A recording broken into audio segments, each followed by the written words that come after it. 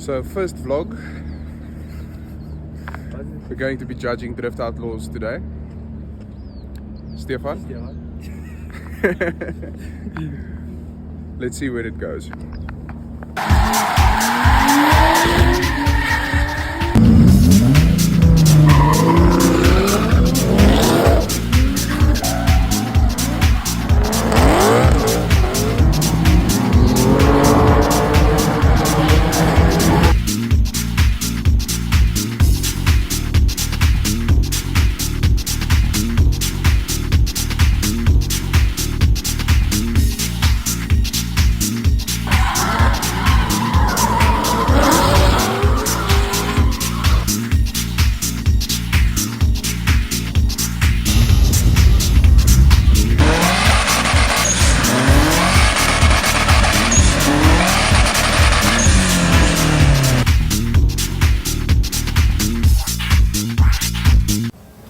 So while we are watching some of the practice, I thought we might just run into what is actual tandem drifting and like how it would be scored and stuff. So yeah, I thought I would just maybe elaborate on that quickly.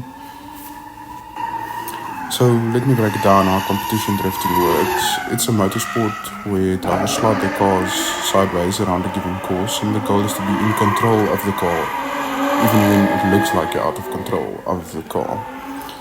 So drivers compete by drifting around a set course, usually with sharp turns and tricky sections. The car's rear wheels lose traction on purpose, and the driver uses throttle, brakes and steering to keep the car sliding but still on track. The judging criteria in a drifting competition works as follows. Drivers aren't judged on speed or who crosses the line first. Instead, they're scored on three main things: line, angle and style. Line is all about how close the driver stays to the ideal racing line, especially hitting key points called clipping zones. These are areas judges want to be able to see the cars be as close as possible. Angle refers to how much the car is sideways during the drift. The more angle, the better, as long as the driver stays in control. Style is the flair the driver brings, so things like smooth transitions between drift, overall aggression, and basically just making it look all like exciting and how much they can basically like rile up the crowd type of thing. So when it comes to tandem battles, in the main event, drivers go head to head in what's called tandem drifting. One car leads and another car follows. The lead car sets the pace and the path and basically becomes a moving clipping point for the following car, while the following car has to mirror them as closely as possible, showing skill without crashing. Afterwards, they would switch roles, and then the lead car would become the follow car and the follow car would become the lead car. The closer and more precise the follow car is to the lead car, the better the follow car would score.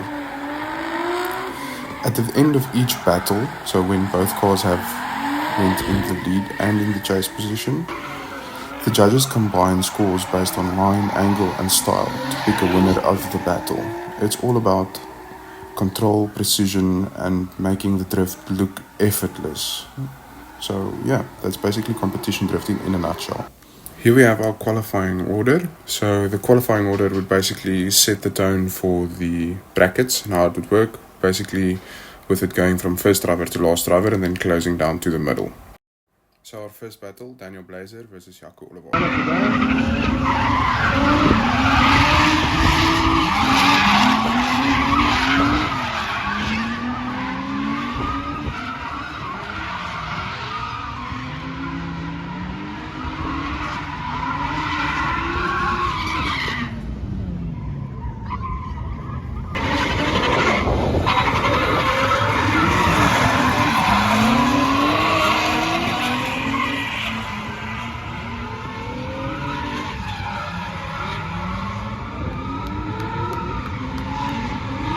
So basically that's going to be Daniel Blazer for the win. And then up next we've got Johan Stemmet versus Marius Bester.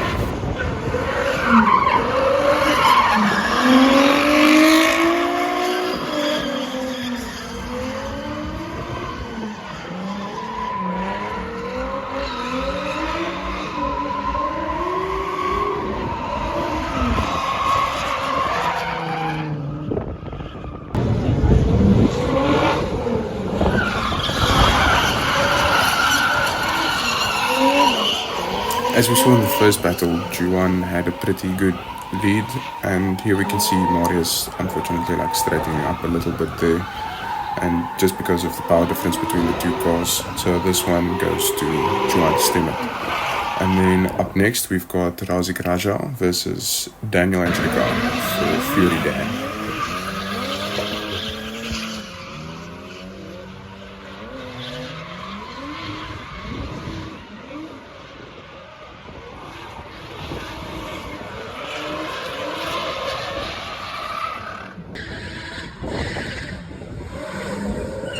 In this battle between Razik and Fury D, we saw both drivers having errors in all of the zones, not filling some of them, and some slight straightens from both drivers. The deciding factor, however, was in Fury D's chase when he basically came to a standstill after over-angling on the inner clip. So that one goes to Razik. Next up, we've got Bronny White versus Johandre Dumini. So in these two battles, you'll see Johandre actually not using his own car because he had an issue with his car, and Ulrich Spies actually loaned him his car to compete in. But with that, we can see it does come with its own challenges, as this car is not set up for Johandre's driving. So this is like obviously not a representation of Johandre's normal driving, and unfortunately it's reflected in the fact that he's obviously not comfortable in his car. And the win basically just went to Bronny because of the fact that in the lead where Johandre was chasing, he made some fatal errors, causing him to lose the battle. So next up we've got Ulrich Spies versus Devin from Taction Drift School. And then like we can see here, Devin unfortunately failed a bit on the initiation there, and that basically cost him the battle. So in this specific scenario, there would be an advantage to Ulrich Spies. It would be like a 9-1 advantage, basically. And then if we look at the chase run, we'll see Uli basically did a very good job of just keeping his distance, but still completing all of the zones just as good as the lead driver. And yeah, so that's pretty self-explanatory as well. The win goes to Ulrich Spies in this case. And then next up we've got Lorcan versus Julian.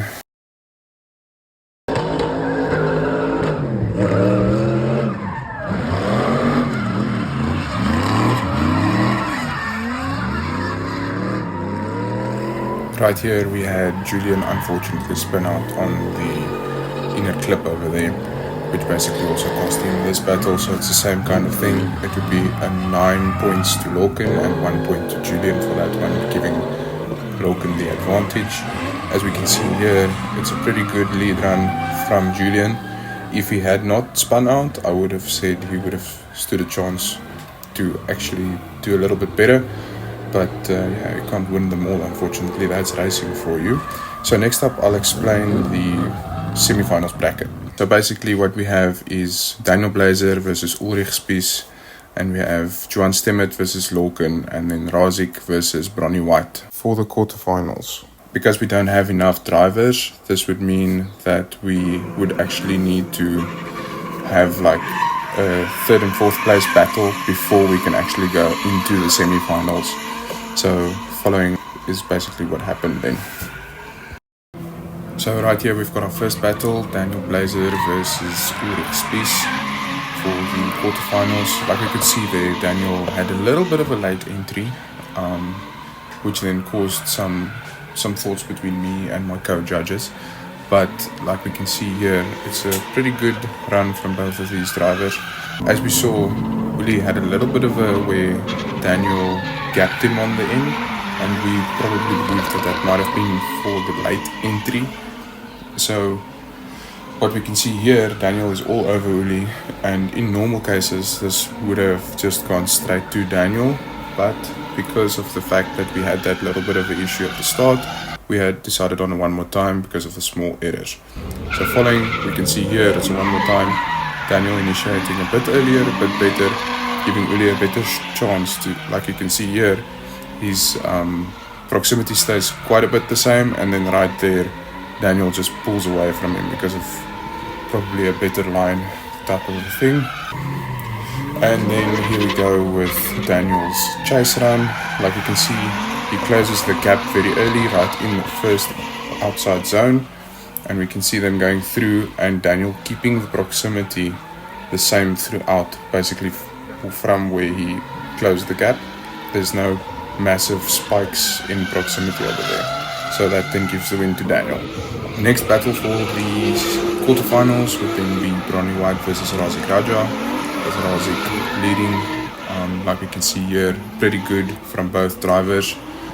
That little issue we had there where it looked like Razik slowed down quite a bit where he wasn't supposed to slow down.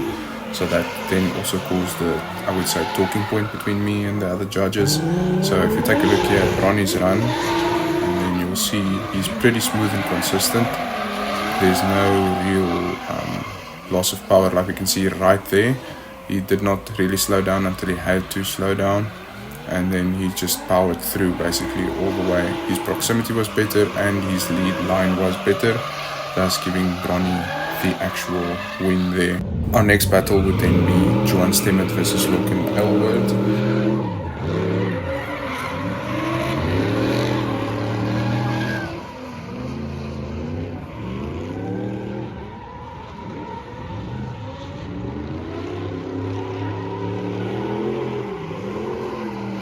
We can see here great runs from both drivers, but in the chase we can see who is the clear winner.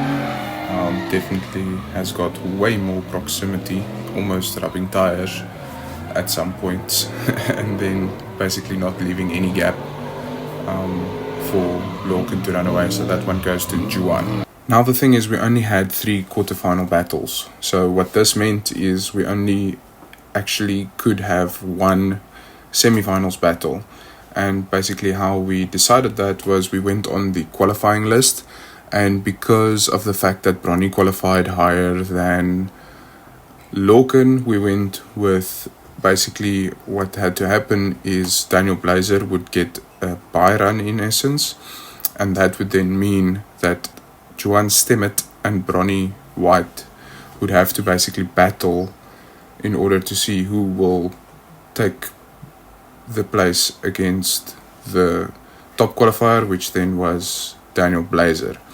So like we can see following here, we've got the battle between Bronny White and Johan Stemmet. The loser of this battle would then get a 3rd place, and the winner of this battle would then get to battle in the final up against Daniel Blazer. So this is our semi-final battle. The great entry from both drivers over there.